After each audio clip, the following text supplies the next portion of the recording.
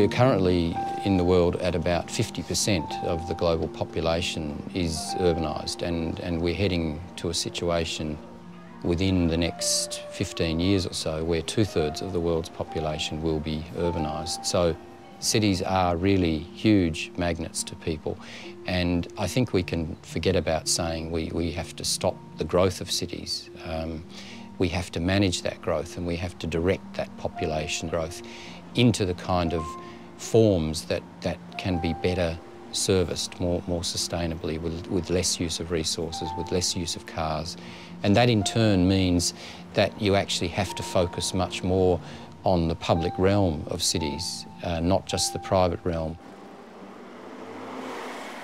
The process has been, with the automobile, that the public realm has deteriorated very, very badly with the roads and the car parks and so on. The whole history of transportation planning has been to predict the amount of extra traffic growth based on an extrapolation of current trends, and to say, well, in 20, 25 years the city's going to need to have an extra so many lane miles of freeway and so much extra parking and so on. And what that has done is just led the city into a spiral downwards where you just get more and more traffic in response to the increase in the road space. If you look out the window, you see a congested street, and therefore you would simply add another lane or build new roads. Now, that in theory is possible in more dispersed areas, but certainly for urban territories, as long as we stick to a rather agreeable definition of what city and urban is, meaning a certain degree of public space, of public engagement, then we face serious challenges, because simply we cannot expand the road infrastructure to infinite levels. The glue that keeps the city together is public space.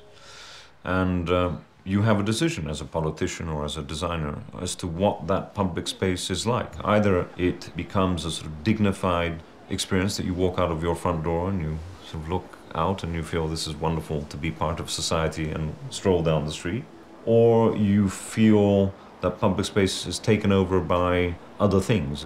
The individual, the human scale is taken over by 8-lane roads with fast-moving cars, where really you're better off going through an underpass and crossing the road rather than sort of being on the ground.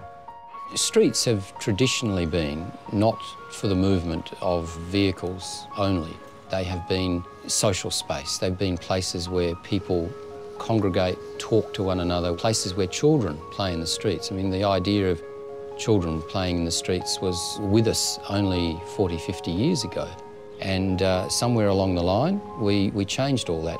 We gradually gave over the streets to the automobile, and the street became a place of passage only, not a place. And that is fundamentally wrong, because streets occupy about 20 to 30% of the land in any metropolitan area. And if we just take that all away and say that's just a purely transportation function, then people have lost a major part of the public realm.